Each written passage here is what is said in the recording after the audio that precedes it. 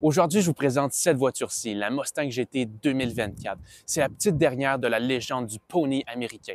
Avec son V8 Coyote 5 litres qui propulse 480 chevaux seulement en roue arrière, certaines personnes diraient que c'est la recette du bonheur, d'autres diraient que c'est un plan pour se ramasser dans un lampadaire. Ceci étant dit, je vais pouvoir vous faire une revue complète, l'intérieur, l'extérieur, et ensuite, on pourra faire un tour sur la route. On va commencer en regardant un peu plus en profondeur c'est quoi les modifications qui ont été apportées sur la Mustang 2024. Déjà, on voit que le look est plus carré, définitivement plus moderne que l'ancienne génération, surtout sur le devant. Le côté, lui, reste assez similaire. On voit tout de suite la silhouette iconique de la Mustang GT, mais le plus gros changement, c'est à l'arrière. Effectivement, un gros changement qui a été apporté pour la Mustang 2024, c'est l'arrière comparé à l'ancienne génération. Évidemment, c'est plus moderne, c'est plus carré, mais la carrosserie, on dirait qu'il y a un grand coup, un grand bâton qui est allé renfoncer l'intérieur de la carrosserie, qui rentre vraiment certains panneaux plus à l'intérieur et ça crée une sorte de gros aileron dans la carrosserie intégré dedans. Le changement aussi affecte les feux arrière qui sont pas mal plus rentrés à l'intérieur de la carrosserie et qui font presque un angle de 90 degrés juste ici. Évidemment, vu que je suis en train de filmer une Mustang GT, il y a plusieurs parties de la voiture qui sont différentes des versions plus de base, entre autres le logo GT au milieu, fidèle à la tradition, qui remplace le chevaux qui galope des Mustangs normales. Évidemment, la première chose qui est apportée avec le modèle GT, c'est le V8 5 litres Coyote qui est à partir seulement de la Mustang GT et aussi dans la Mustang Dark Horse, qui est la Mustang la plus haute, la plus haute qu'on puisse avoir pour l'année 2024. Ce V8-là, donc, a été tuné pour donner, comme je le disais, 480 chevaux, qui est un gros 20 chevaux de plus que l'ancienne Mustang GT. Une modification importante qui a été apportée comparée à l'ancienne génération, c'est les entrées d'air qui ont été divisées en deux pour vraiment maximiser l'air qui entre dans le moteur, tandis qu'il y en avait seulement une entrée pour les Mustangs des anciennes générations. Évidemment, toute cette puissance il faut être capable de l'arrêter. C'est pour ça qu'un autre détail qui a été apporté, qui est en option cette fois-ci, c'est un kit de frein Brembo pour avoir des plus gros freins, des plus gros disques, des plus gros pistons et ça va permettre encore d'optimiser la puissance de freinage de la voiture. Évidemment, toute cette puissance-là, ça fait des gaz d'échappement et c'est pour ça que c'est envoyé à 4 sorties d'échappement en arrière. Un autre détail qui est exclusif à la Mustang GT. Un autre détail qu'on a là sur la Mustang GT qu'on n'a pas sur les modèles de base, c'est cette super sortie d'air-là qui trône au milieu du capot, qui permet d'extraire l'air chaud et d'optimiser encore là les performances de la Mustang GT. Et finalement, dernier détail, mais non le moindre, le badge 5.0 qui rappelle qu'on a une voiture spéciale. On n'a pas juste une Mustang V6 ou EcoBoost, mais bien la GT avec un V8 Coyote. Vous l'aurez peut-être remarqué aussi, mais ce modèle-là en particulier, c'est un modèle décapotable avec un toit souple.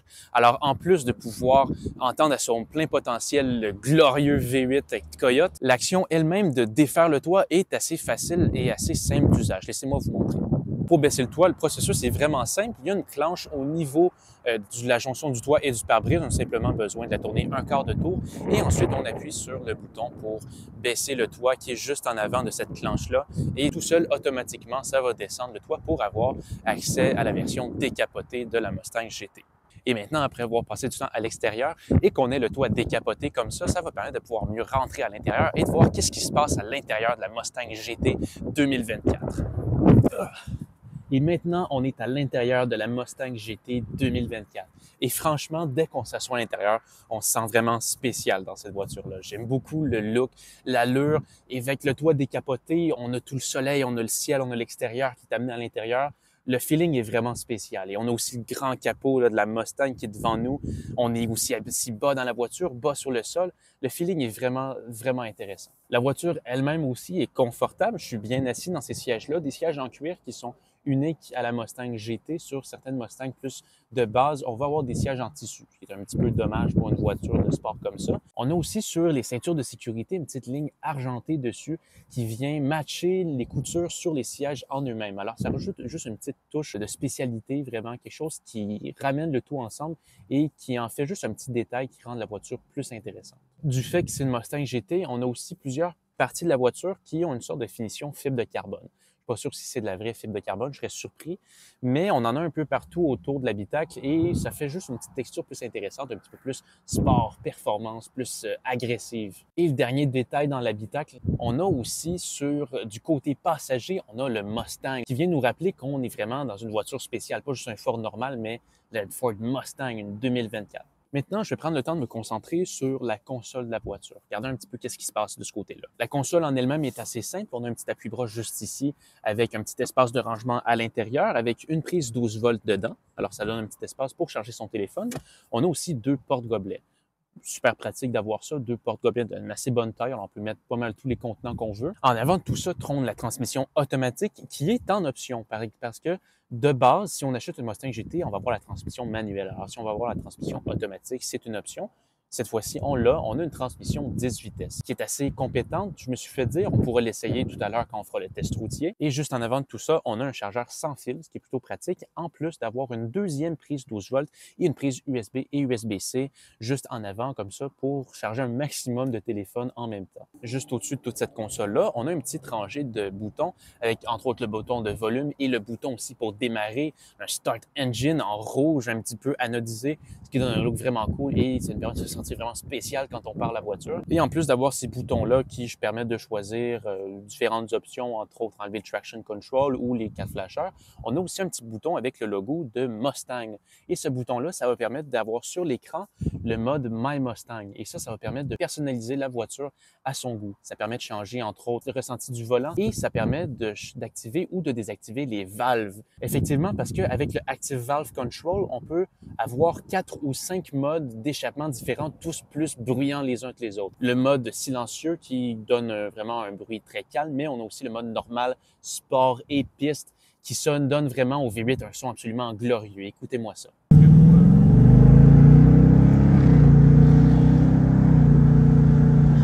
Un autre détail que le mode My Mustang peut changer, c'est aussi le groupe d'instruments. Ça permet de choisir toutes sortes de modes personnalisés pour avoir le groupe d'instruments d'une manière précise. Alors, on peut avoir le mode normal qui donne le tachymètre à gauche et le compteur de vitesse à droite, ou simplement un mode calme qui donne juste le tachymètre auto avec le compte au centre, alors quelque chose de très simple.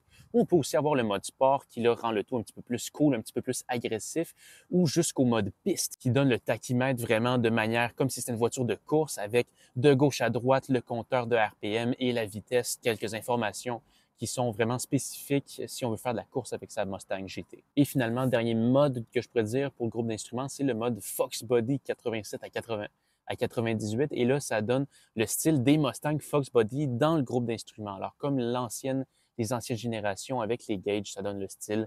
Ça rappelle un peu les anciennes générations et les versions plus classiques de la Mustang. Que je trouve qui est une super bonne option parce que du fait que c'est un écran, on peut mettre à peu près ce qu'on veut. Alors pourquoi pas rajouter un petit mode comme ça, nostalgie? Je trouve que c'est une excellente idée. Mais évidemment, il n'y a pas juste ces affaires-là qu'on peut configurer dans le tableau de bord. L'écran, déjà, lui, est assez fonctionnel, il est très réactif. Ça, c'est quelque chose que j'aime bien. Et on a le système de Ford que je trouve qui est assez intéressant, il est configurable. On a un mode avec différents menus. Alors, c'est assez fonctionnel, sauf que dans la Mustang, tout ce qui est le contrôle du climat est intégré dans l'écran. Et ça, je trouve ça tellement dommage. C'est sûr que c'est plus joli, ça rend le tout un peu plus moderne, plus minimaliste, mais ça rajoute plein de menus, plein de sections à aller choisir pour choisir simplement juste les sièges chauffants.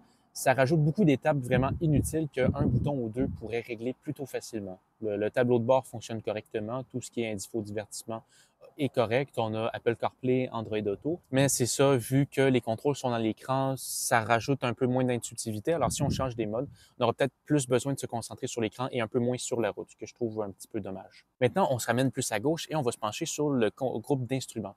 Comme j'avais dit, c'est un écran. Alors, c'est quelque chose d'assez spécial. L'écran est assez brillant. Alors, on voit bien. Il est relativement peu configurable. À part des différents modes, comme je l'avais dit, avec le mode normal, sport, piste ou Fox Body, on peut pas configurer grand-chose à l'intérieur. Il y a simplement une section au milieu où on peut changer les options pour avoir différentes informations de conduite. Ce que je trouve relativement dommage vu que c'est un écran complet, qu'on ne puisse pas autant configurer ça. Mais malgré tout, on peut aussi avoir beaucoup d'informations sur l'écran central. Alors, ça permet de compenser un peu pour ce manque de configurabilité-là. Dernier détail que je veux faire pointer, dans la cabine, c'est le système de son Bang & Olufsen qui est en option sur cette voiture-là, mais qui est toujours un excellent système de son. Bang & Olufsen, c'est du son de haute qualité. On a plusieurs haut-parleurs un peu partout autour de la voiture et un subwoofer dans le coffre. Et maintenant, je suis en arrière, puis on va voir s'il y a de la place pour rentrer un adulte en arrière du coffre alors qu'il y a quelqu'un en avant. Alors, Isma, tu peux t'en venir, on va essayer ça.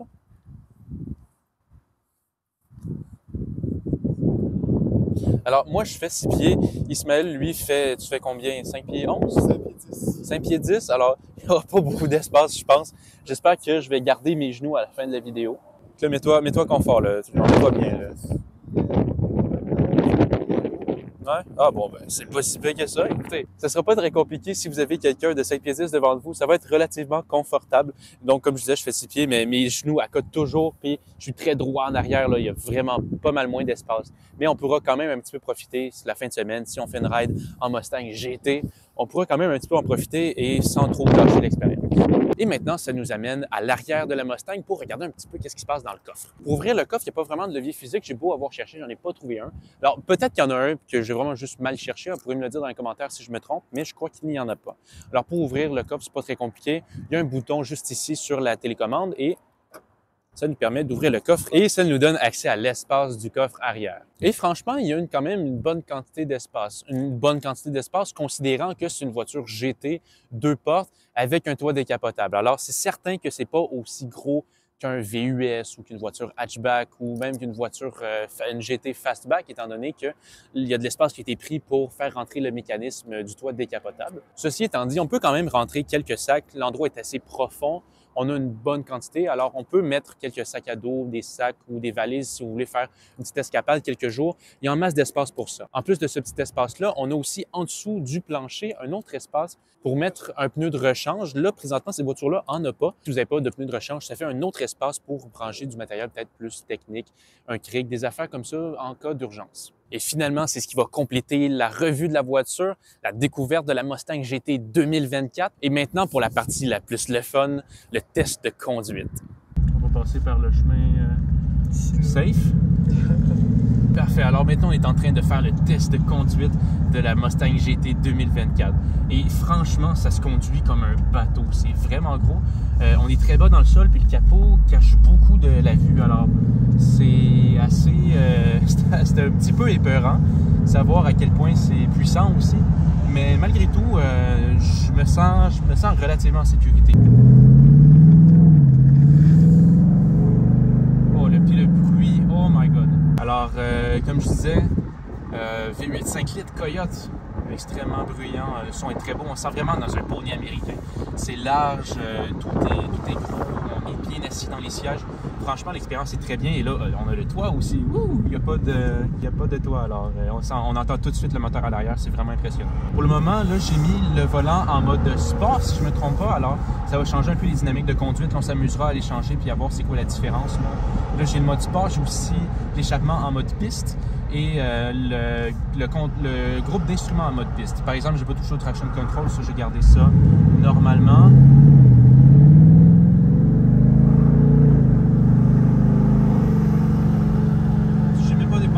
Ça, puis ça pousse. Là.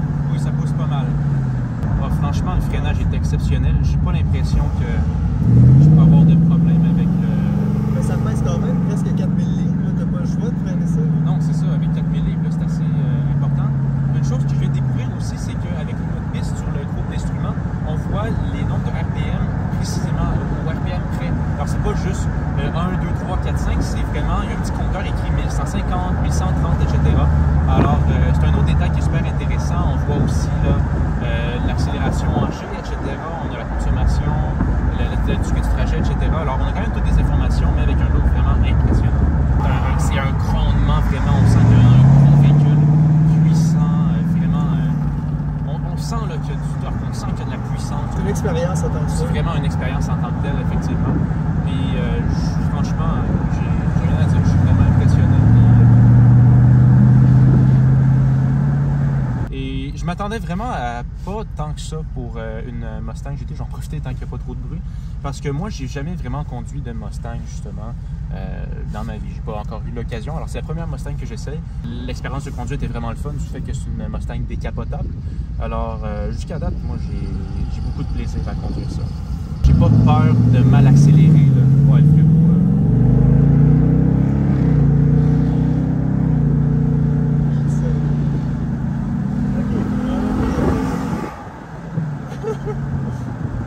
Une chose que je déplore, c'est que les miroirs sont pas mal petits pour la taille de la voiture.